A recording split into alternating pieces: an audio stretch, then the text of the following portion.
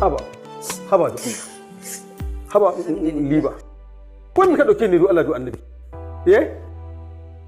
me yasa kake ma ni na kula ni ne nake daukar ka da muhimmanci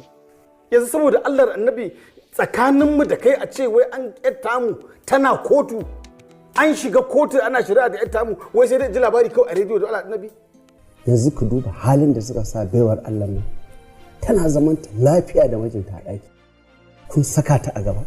kun je har cikin ɗakinta kun neme ta da tsokana tsautsayi na bacci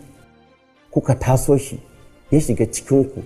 har ya haifar muku da mummunar ƙaddara. Wallahi har yanzu tana zaune tana kuka suna nan sun zauna da Fulani da ita da yaya Abba. Amma wannan akwai banza wallahi. Ranki ya daɗe dole fa ki zo ki zauna da ita don aka koma zama na biyu za ta iya warware komai. Ki bari